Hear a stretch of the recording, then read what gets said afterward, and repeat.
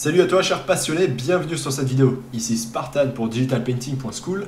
On continue avec les vidéos gratuites du programme indispensable, cette série de cours premium disponible sur digitalpainting.school. On continue dans l'ordre avec les vidéos du chapitre 1 dédiées aux broches principalement, mais également à tous les outils utiles pour le digital painting dans Photoshop, comme les calques, la transformation, les masques, etc. Allez, bon visionnage l'artiste.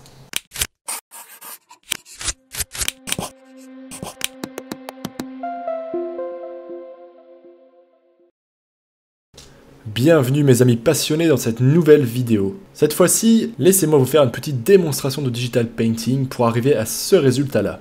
Rien que pour vos beaux yeux, j'ai réalisé ce superbe speed painting en 1h20 afin de vous montrer l'emploi des custom brushes dans des situations assez variées. J'ai vraiment essayé d'en utiliser un maximum en seulement un seul digital painting. Alors commençons tout de suite. Vous voyez que là j'ai créé un nouveau document. Et comme toujours, je vous déconseille d'utiliser un fond blanc pour commencer, j'y reviendrai plus tard dans le programme. Donc je commence par remplir mon document d'un fond vert, après avoir choisi quelques brushes texturées qui me plaisaient bien. Et vous voyez que je vais commencer à rajouter un petit peu de texture à l'aide de mes custom brushes, afin de ne pas commencer avec un document complètement lisse et blanc. Comme vous allez le voir, je vais utiliser plusieurs brushes texturées, afin d'avoir des textures un peu variées sur mon document. C'est aussi une façon, je pense, inconsciemment de m'échauffer un petit peu. C'est bête, mais c'est souvent assez frustrant de poser son premier coup de pinceau sur un nouveau document lorsque vous commencez un digital painting, parce que si vos tout premiers coups de brush ne sont pas bons, ça peut vous mener à des espèces de blocages. C'est pour ça qu'il est toujours bien de commencer ses premiers coups de brush par simplement ajouter une petite texture, faire une couleur de fond, bref, des choses assez banales. C'est une petite astuce qui peut quelquefois vous éviter des petits blocages, des micro-frustrations. Comme vous avez pu le constater, j'ai accéléré un petit peu le début de la vidéo qui est là à 300%, tout simplement parce que les 2 premières minutes ne sont pas vraiment passionnantes. Comme vous le voyez, je jette surtout sur mon document des espèces de coups de brush de façon un peu aléatoire pour ajouter de la texture et des petites variations de couleurs. Mais là maintenant, on passe aux choses sérieuses. Vous voyez que je commence à peindre le sol à partir d'un grand coup de brush texturé. Donc c'est là que les custom brush commencent à être vraiment intéressants, c'est-à-dire que rien que pour mon sol, vous voyez qu'en quelques coups, j'ai réussi à créer un plan qui a quelques variations de relief et qui a des textures déjà intéressantes. On n'a déjà pas ce côté lisse d'un début de digital painting, comme on pourrait l'avoir si on faisait simplement des formes de couleurs en aplat. Ici, je commence à utiliser mon premier custom brush clé. Celui-ci s'appelle One Edge et il est extrêmement pratique parce qu'il possède un bord dur et l'autre extrémité est doux. C'est-à-dire que comme vous le voyez, il a un côté avec un bord net, tandis que l'autre part en dégradé pour aller s'estomper légèrement. Cela me permet notamment de faire tous ces dégradés qui doivent s'arrêter net d'un côté. Ici par exemple, je m'en sers pour ajouter un petit peu de brume, de perspective atmosphérique vers le fond du digital painting. Si ce terme vous échappe encore, pas de souci, nous allons voir ça dans un des prochains numéros. En tout cas, retenez bien ce brush, il s'appelle One Edge, il est dans les brushes spéciaux du pack que je vous ai filé. Et je m'en sers vraiment souvent, d'ailleurs je vais m'en servir à outrance durant ce speed painting, puisque justement il y a beaucoup de brume et de perspectives atmosphériques. Là, vous me voyez commencer à choisir des custom brush bien différents. Il s'agit de custom brush d'arbres morts. Et comme vous allez le voir, ils vont me permettre en seulement quelques secondes de faire des silhouettes d'arbres dans ma scène, et ainsi d'avoir une petite base.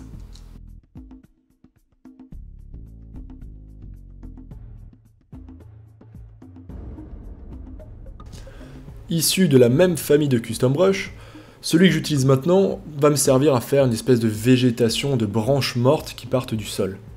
Encore une fois pour renforcer cet effet de marécage un peu mort et dénué de vie.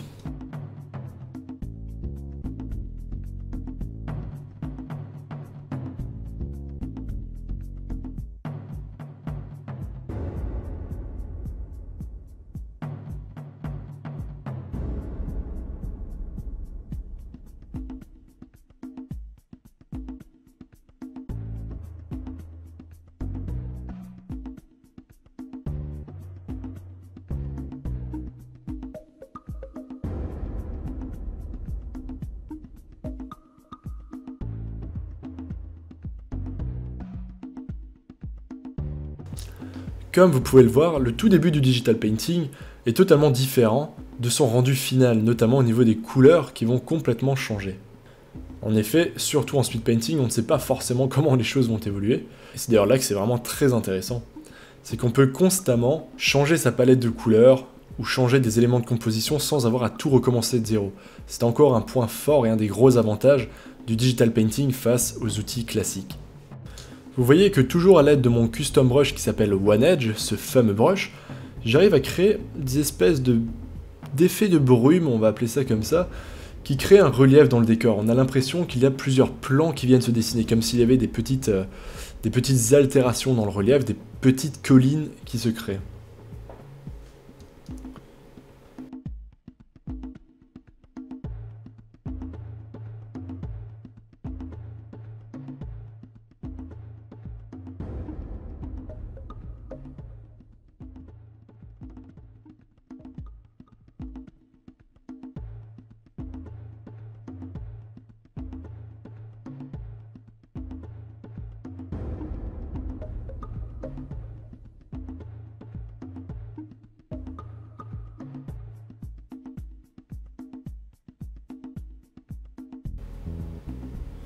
Ce que j'utilise maintenant est l'outil courbe, et je ne vais pas du tout rentrer dans les explications maintenant, tout simplement parce que tout un chapitre est dédié à ce genre de calque et de modification. Donc pour l'instant, appréciez simplement la facilité avec laquelle j'arrive à changer la luminosité et les couleurs de mon digital painting.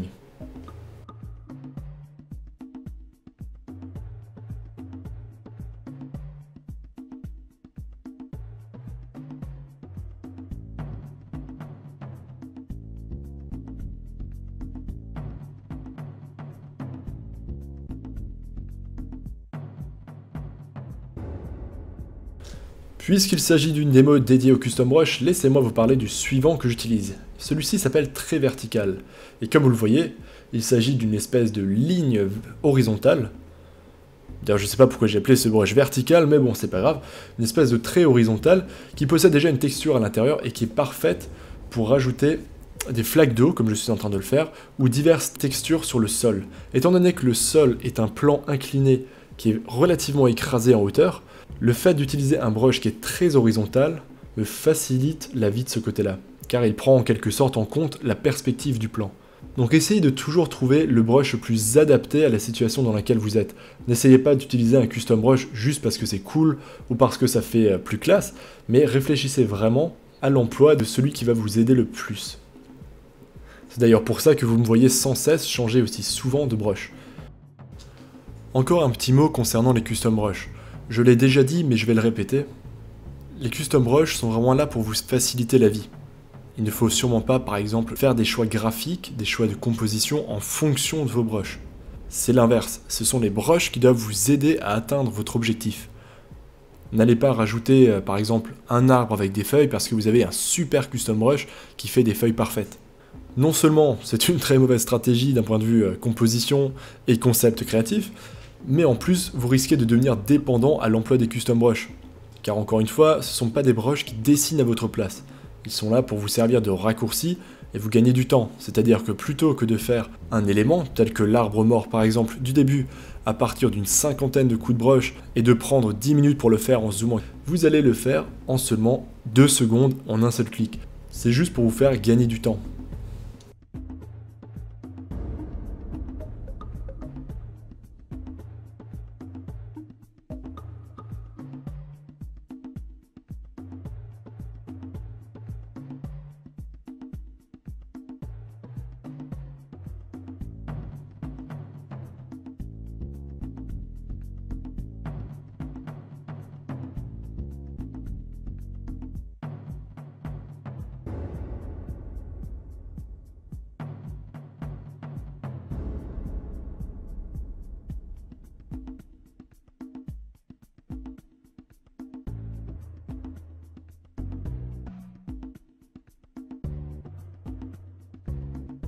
Je continue ma petite présentation des custom brush. Vous voyez ici que j'en ai pris un autre qui s'appelle Mist, en français brume, qui me permet, comme son nom l'indique, de faire de la brume dans mon paysage.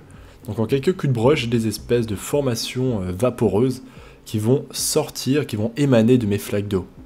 Pour l'instant, je n'exagère pas avec cet effet puisque je vais de toute façon le renforcer plus tard tout au fil du digital painting.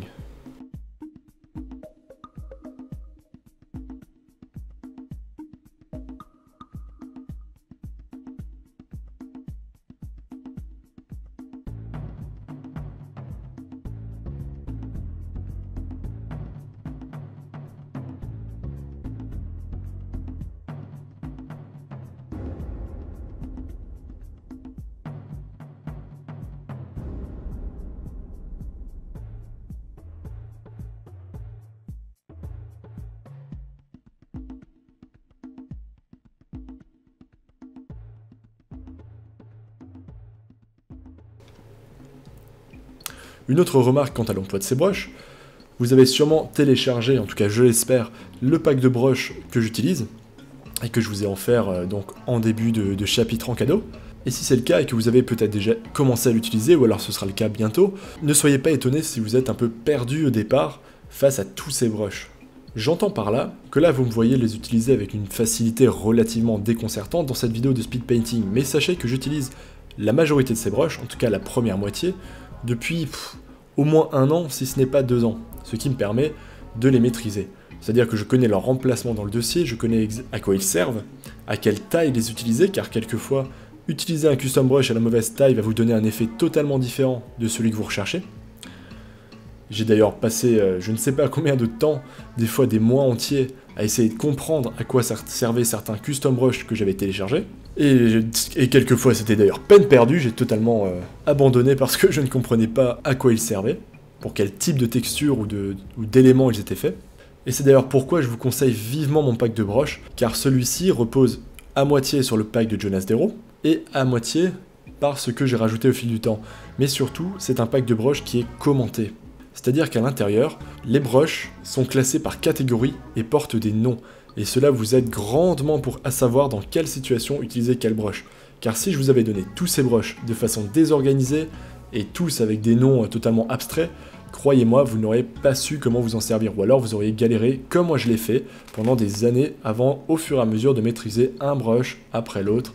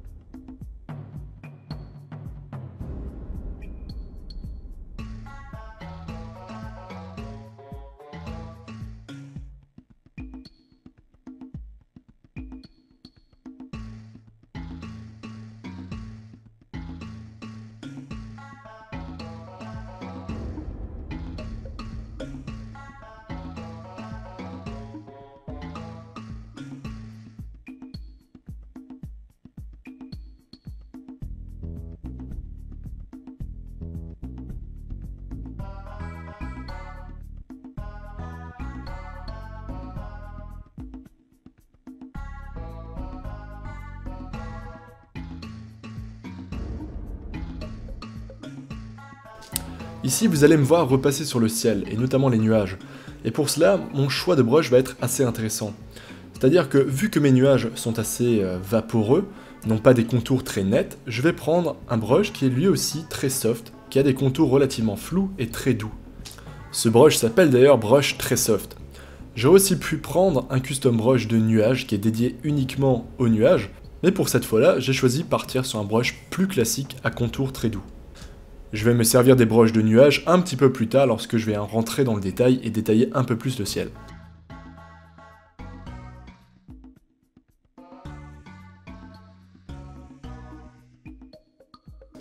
Alors, ici, j'ai décidé de vous montrer un autre brush très intéressant. Celui-ci va me permettre de faire une nuée d'oiseaux, c'est d'ailleurs son nom. Il sera donc très facile à retrouver dans la liste des brushes que je vous ai fournis. Comme vous le voyez, en quelques coups de brush, j'arrive à reproduire une petite nuée d'oiseaux qui volent. Donc plutôt que de devoir zoomer et les peindre individuellement un par un coup de brush et le tour est fait. Grâce aux options de diffusion du brush et de modification de l'angle, ça me permet d'avoir des oiseaux qui sont placés de manière naturelle et efficace.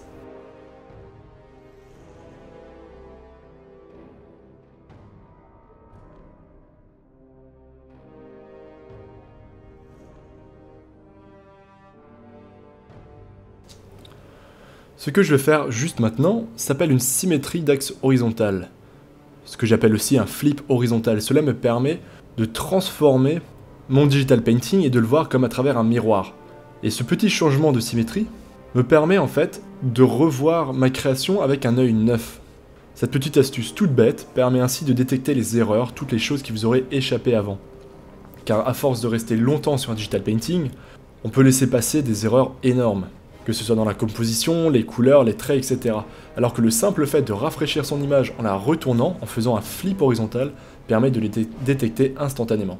Donc ça, c'est une petite astuce à garder absolument en tête.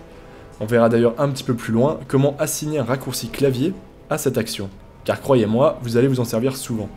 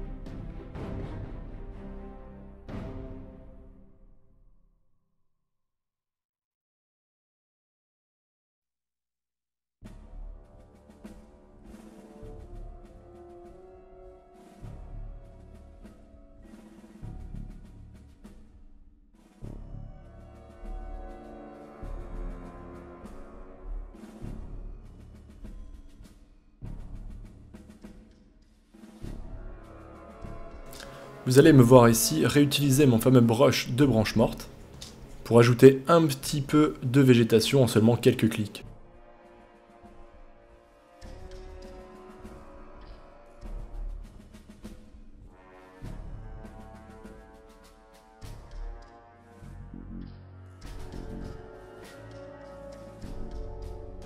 Notez ici le choix de brush que je viens de faire, celui-ci est très texturé, va me permettre d'ajouter de la matière rapidement à mon eau stagnante. Vous voyez, je n'hésite pas à utiliser un paquet de brushes différents pour avoir toutes sortes de rendus, d'effets et de varier mes textures.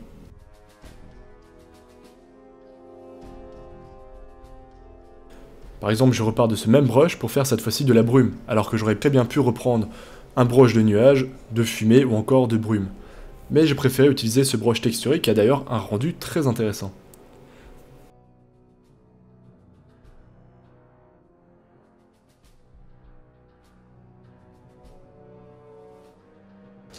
Ici, vous voyez que je reprends mon brush très horizontal du début pour rajouter de l'eau. Donc autant quelquefois c'est très bien de varier votre choix de brush pour faire les mêmes éléments, autant quelquefois restez sur vos brushes qui sont déjà efficaces et qui ont déjà fait leurs preuves pour cela.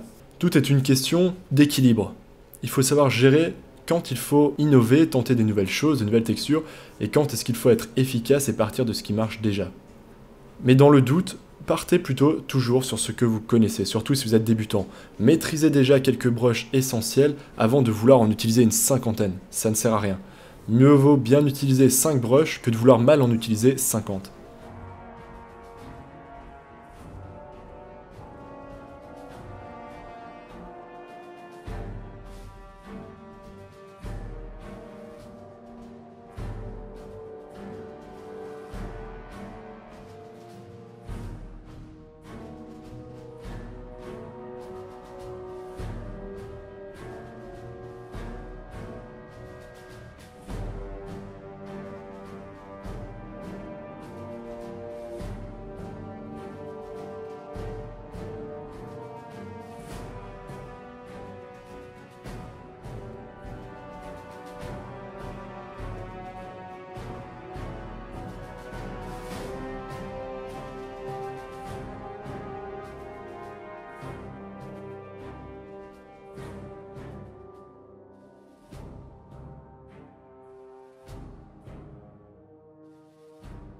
Ici, j'utilise un nouveau calque, en mode densité linéaire moins, pour ajouter des reflets sur l'eau. Grâce à ce calque, je vais pouvoir augmenter la luminosité des reflets sur l'eau et ajouter un petit peu de variation de couleur. Vous voyez d'ailleurs que j'utilise l'outil courbe pour ajuster mes réglages. Encore une fois, si vous êtes débutant, ne vous préoccupez pas de tout ça, on va voir tout ça petit à petit, un peu plus loin dans le programme.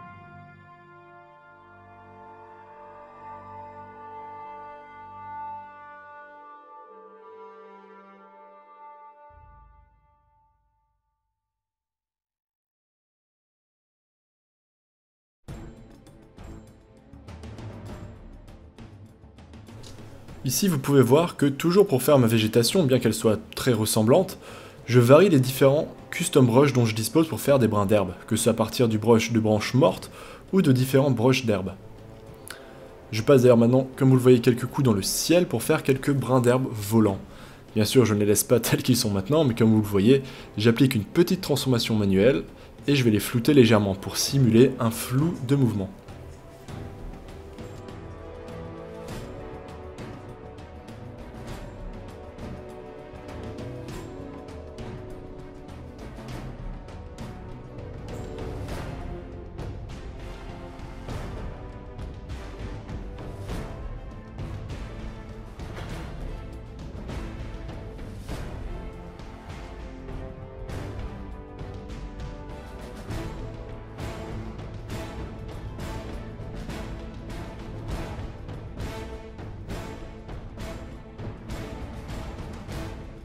Je resélectionne maintenant mon brush d'arbre mort et je vais en mettre un petit peu partout dans mon image, préparez-vous.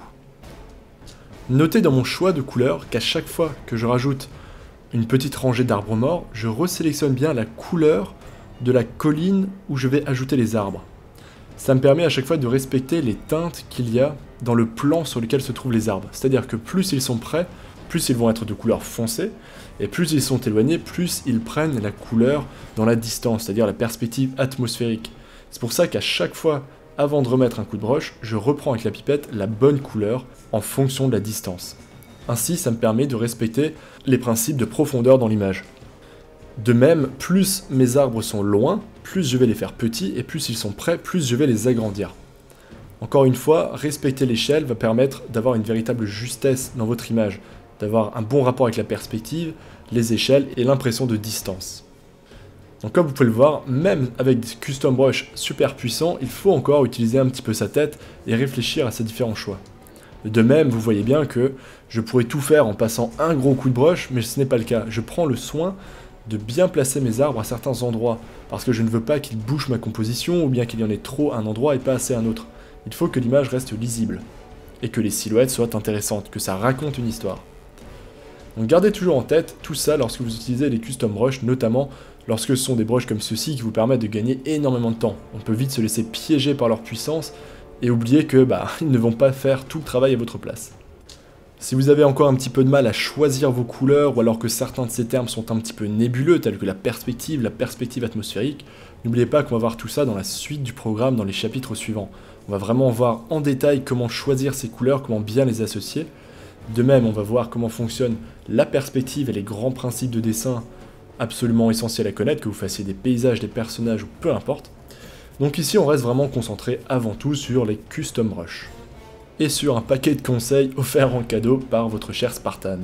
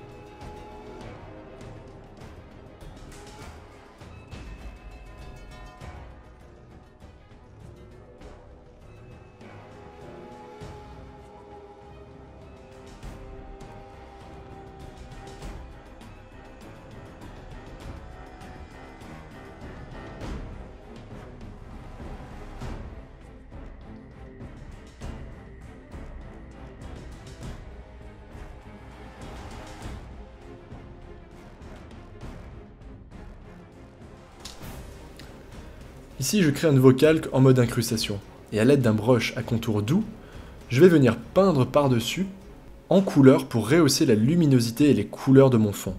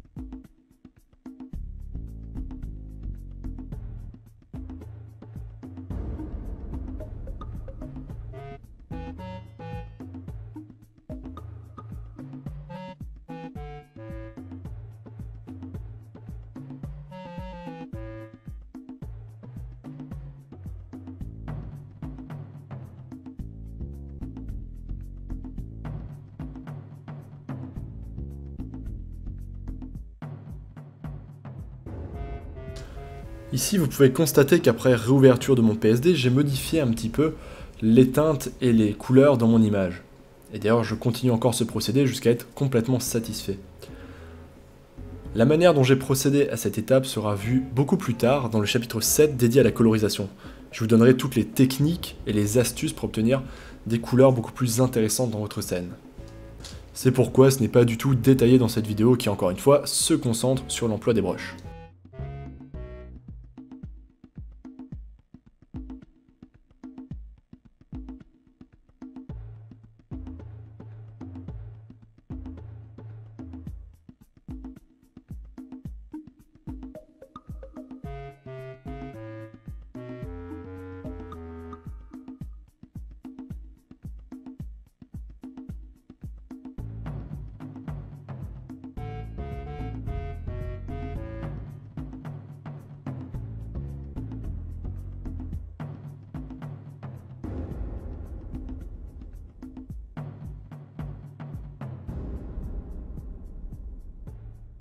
Ici, vous voyez que j'ai glissé une photo sur mon document, une photo de cimetière, et je vais juste utiliser ce petit bâtiment pour venir texturer mon élément principal dans le fond.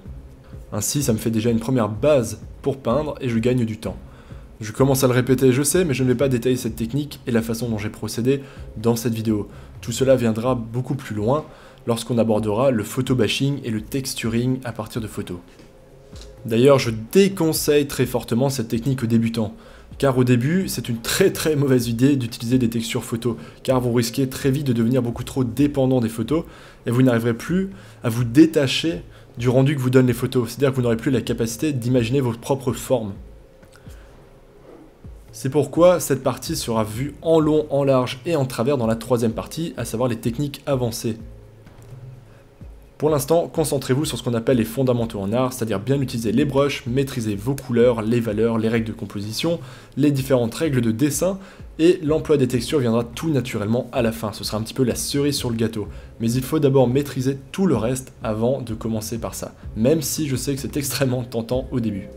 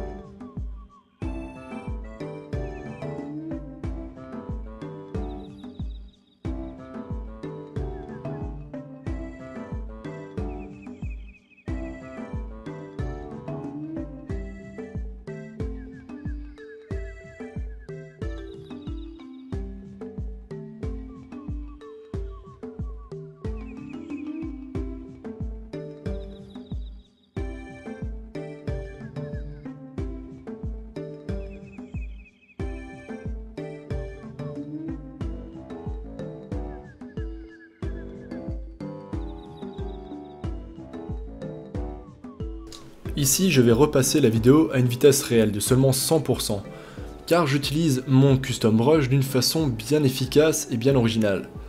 Pour peindre en fait des espèces de lianes, de végétation qui pend des branches, vous voyez que j'utilise un custom brush texturé, et je fais simplement des traits vers le bas. Vous voyez que là, il n'y a pas besoin de dessiner dans les détails ce que vous voulez dessiner, à savoir des lianes, de la mousse, bref, de la végétation qui pend. Il suffit de prendre un brush avec une texture adaptée, de mettre le bon coup de pinceau à la bonne taille, et vous aurez l'illusion d'avoir créé de la végétation, de la mousse qui pend. Vous voyez que là, quelques rapides coups de brush suffisent largement pour avoir l'effet voulu. Et lorsqu'on dézoome, c'est tout à fait réussi. Donc soyez créatifs dans l'utilisation de vos brushes et surtout avec les custom brushes. Les possibilités sont extrêmement nombreuses et quelquefois ces petites choses vont vous permettre d'éviter encore une fois de passer 30 coups de brush alors que vous pouvez en faire un seul.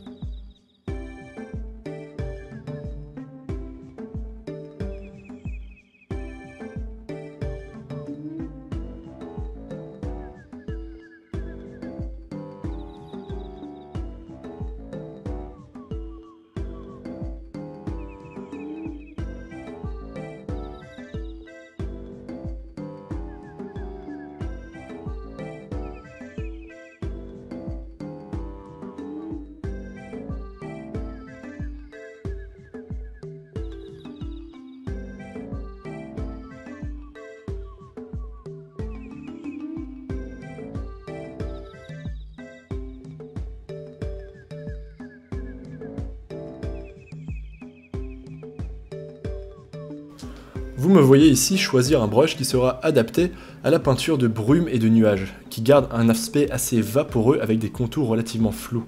Ce custom brush, avec son changement d'angle, sa diffusion et ses différents réglages, permet d'avoir cet effet.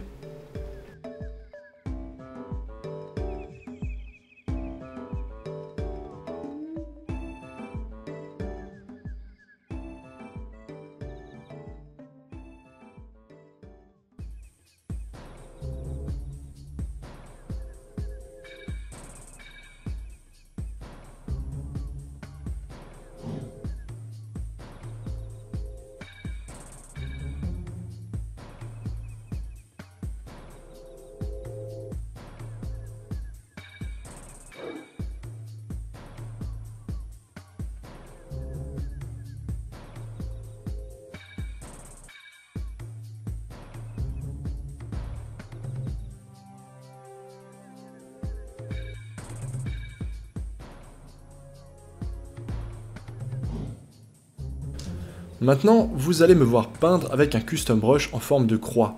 C'est un custom brush que j'ai créé spécialement pour ce digital painting, afin de me permettre de peindre très rapidement des croix et sans avoir besoin de les faire à la main. Vous voyez qu'en seulement quelques coups de brush, j'ai toute une rangée de croix qui s'ajoutent. Alors je n'ai pas rajouté dans cette démo la façon dont j'ai créé ces brushes, tout simplement parce que ce n'est pas l'objectif de cette démo. Ça viendra dans un cours dédié au chapitre 3. Donc nous verrons comment créer vos propres brushes et je vous montrerai d'ailleurs comment j'ai créé exactement ceci. En attendant, je vous laisse apprécier le résultat de ce petit custom brush fait maison. Merci pour le compliment, Leonardus. Enfin, je crois.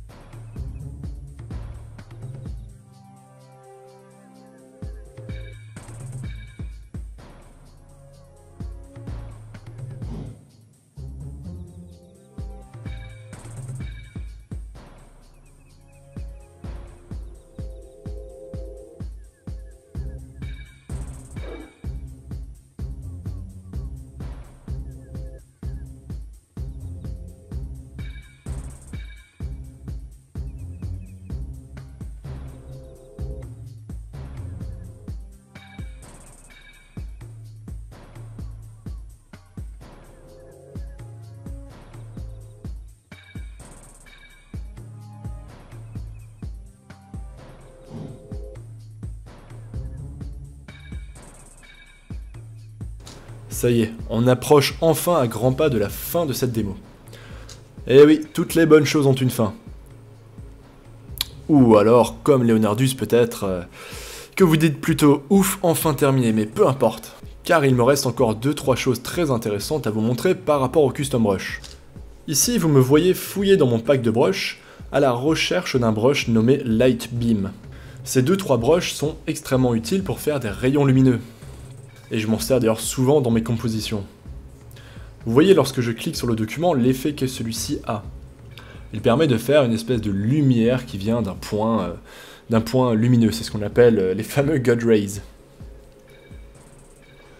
Donc ici je vais partir de ce coup de brush que je vais ensuite déformer avec l'outil de transformation manuelle pour avoir les rayons lumineux que je veux, à savoir des rayons qui proviennent de l'arrière du bâtiment pour renforcer encore cette ambiance lourde et effrayante.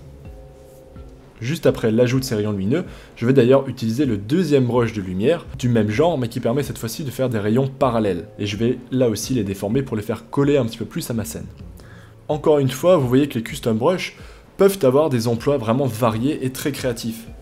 Il suffit d'avoir un petit peu d'imagination et 2-3 tuyaux pour réussir à bien s'en servir. C'est pourquoi, encore une fois, vous avez vraiment de la chance, sans mentir, d'avoir ces vidéos accompagnées d'un pack de brushes qui est totalement nommé et classé. Ça vous permet vraiment de voir comment utiliser ces brushes de façon optimisée. C'est d'ailleurs peut-être le cas de certains d'entre vous. Peut-être que vous avez vous aussi, tout comme moi pendant très longtemps, téléchargé plein de packs de brushes, mais vous ne saviez pas à quoi servaient les 3/4 ou comment bien s'en servir. Donc j'espère que cette partie du programme vous aidera un petit peu à surpasser ces lacunes et ces limitations dans l'utilisation de vos brushes. Autant dans l'emploi des brushes normaux et classiques qu'il faut absolument maîtriser, ou alors, dans un deuxième temps, l'emploi de certains custom brushes très adaptés dans certaines situations, un petit peu comme ceci.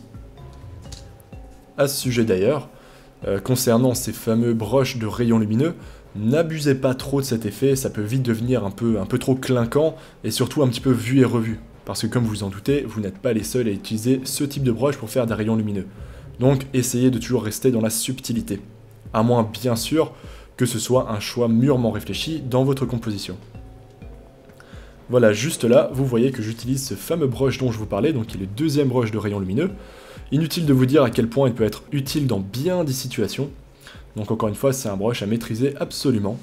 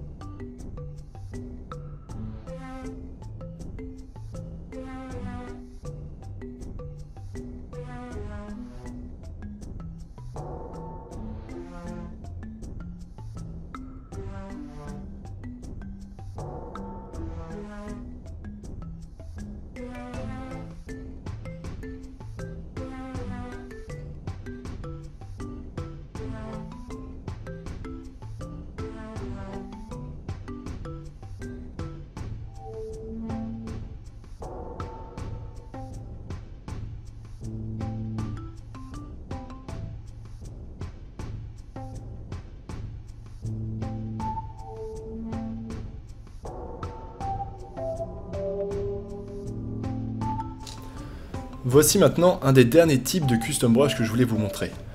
Ces brushes-là me permettent de faire des effets de particules, ici des particules de lumière en suspension dans l'atmosphère. Il y a toute une catégorie de custom brush qui servent à faire ces différents effets, qui permettent de faire des débris, des étincelles, des particules de lumière, etc. Ou encore de la neige. On voit qu'ici avec un petit coup de brush, je peins l'intégralité de mon document avec ces particules de lumière, et je viens ensuite, à ma guise, supprimer les grains qui sont de trop, ou encore flouter certains. Ça me permet de renforcer encore un petit peu plus l'atmosphère de mon digital painting. Si jamais vous cherchez ce brush dans le pack de brush, il s'appelle Light Particles, qui veut dire bien sûr particules de lumière.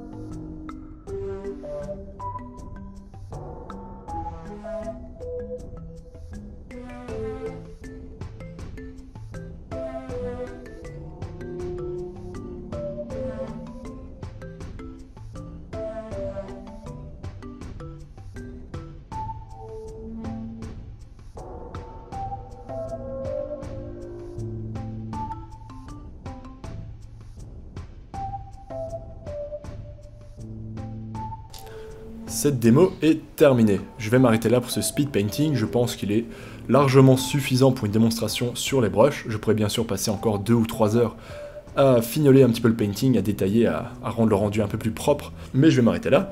J'espère en tout cas que cette démonstration vous aura permis de mieux comprendre comment utiliser mon pack de brushes et vous aura éclairé un petit peu sur le sujet des custom brushes.